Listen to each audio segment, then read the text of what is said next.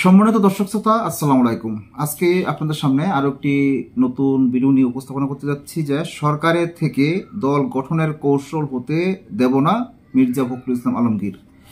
বর্তমানে ছাত্ররা একটি দল গঠন করতেছে, আপনারা সকলেই জানেন যে নাগরিক কমিটি দল। এখন এই দল গঠন নিয়ে কিন্তু সমালোচনার কোনো শেষ নেই। দল গঠনের আগে এক দল ছাত্র তাদের কাছ থেকে বিভক্ত হয়ে চলে গেছে, তারা গিয়ে আরেকটি দল গঠন করার চেষ্টা করছে। সরকারের থেকে যদি কোনো দল গঠন করা হয়, সেই দল যদি সরকারের থেকে পরিচালিত হয়, এমন কোনো দল মির্জা ফখরুল ইসলাম আলমগীর বললেন মেনে নিবে না, এমন ধরনের হতে পারে না।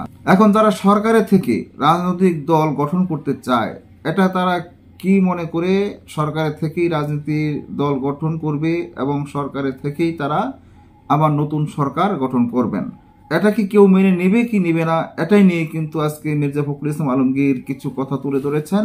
একটা নিউজ পেয়েছিলাম যে গণহত্যায় নেই আওয়ামী লীগের এমন নেতা, পাবেন ক্ষমা।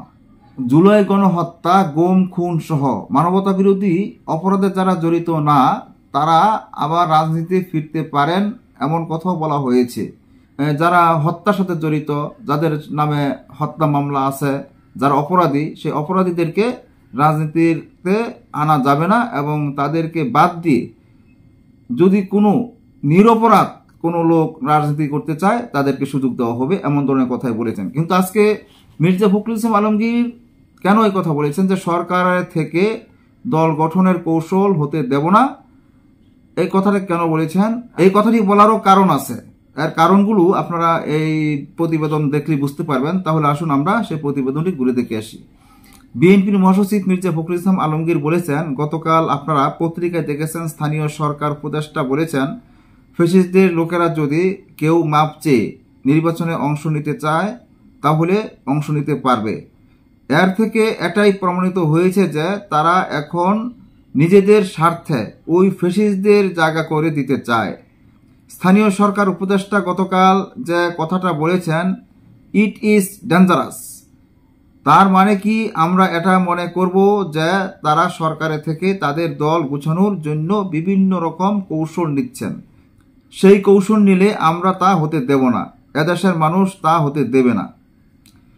বুধবার দুপুরে রাজধানীর ফার্মগেট কৃষিবিদ ইনস্টিটিউশন মিলনায়তনে জাতীয়তাবাদী ছাত্র দলের উদ্যোগে গণ অভ্যুত্থান পরবর্তী বাংলাদেশে নতুন ধারার রাজনীতির শীর্ষক আলোচনা সভা মির্জা ফখরুল ইসলাম আলমগীর এসব কথা বলেন।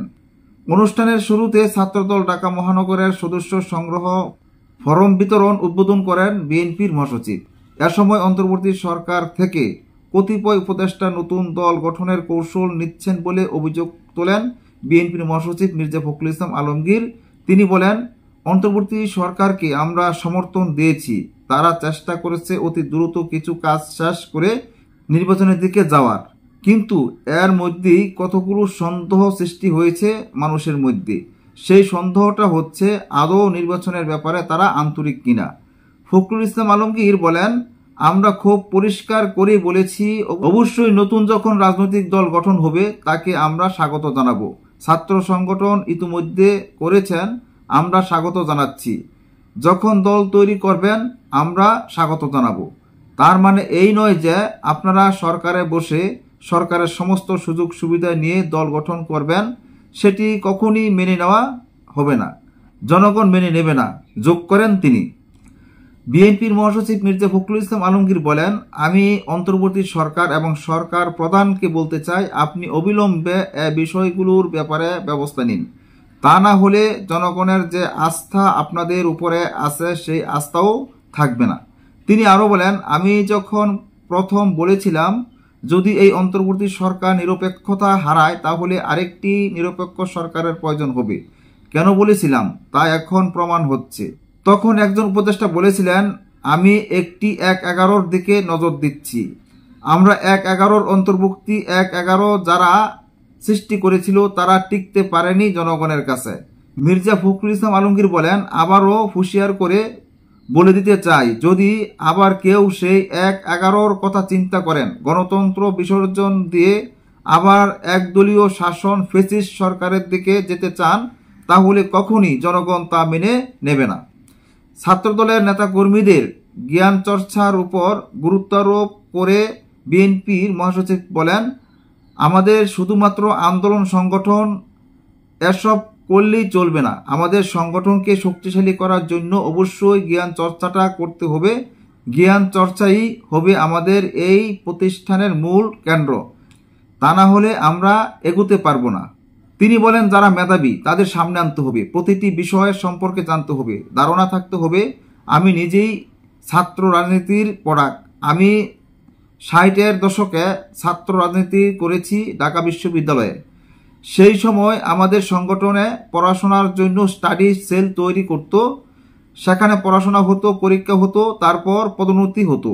পদ পাওয়া নির্ভর করত আমি কতটুকু জানি তার উপর। এ বিষয়টা যদি আমরা ছাত্রদের মধ্যে চালু করতে পারি, নিঃসন্দেহে ছাত্রদল হবে শক্তিশালী সংগঠন। আমি অনুরোধ রাখবো, এরকম চিন্তাভাবনা নিয়ে আসতে হবে।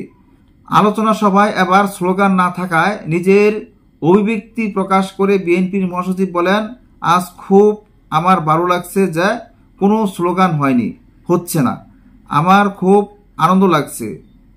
আমার খুব ভালো লাগছে যে এতদিন যে কথাগুলো বলেছি অন্তত আজ একটা বাস্তবায়ন হয়েছে।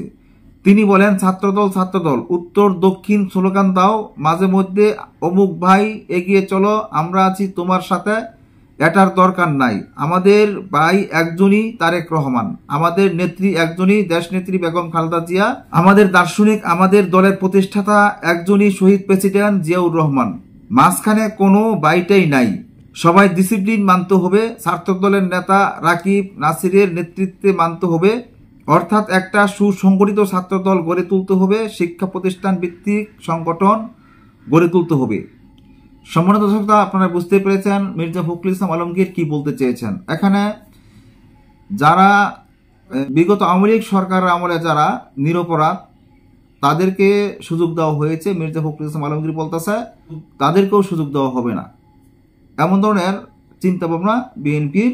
কিন্তু যারা নিরপরাধ তাদেরকে তো সুযোগ করে দেওয়ার চিন্তা ভাবনা করেছে বাংলাদেশের উপদেষ্টারা। কিন্তু এখন মির্জা ফখরুল ইসলাম আলমগীর এটা নিয়ে মন্তব্য করেছেন, তাদেরকে সুযোগ দেওয়া যেতে পারে না। এখানে অন্তর্বর্তী সরকার এই কথা বলেছেন, যারা অপরাধী তাদেরকে বিচারের আওতায় আনতে হবে, তাদের সর্বোচ্চ শাস্তির ব্যবস্থা করতে হবে। যারা নিরপরাধ তারা যদি ক্ষমা চেয়ে আবার রাজনীতিতে আসতে পারে, তাদেরকে রাজনীতি করার সুযোগ দেওয়া হবে। এছাড়া তারা রাজনীতিতে আসার সুযোগ পাবে না। এ নিয়ে আবার মির্জা ফখরুল ইসলাম আলমগীর অন্যান্য কথাগুলো বলেছেন, আপনারা শুনেছেন। এ নিয়ে আর কি বলবো, আজ এ পর্যন্তই। আল্লাহ হাফেজ।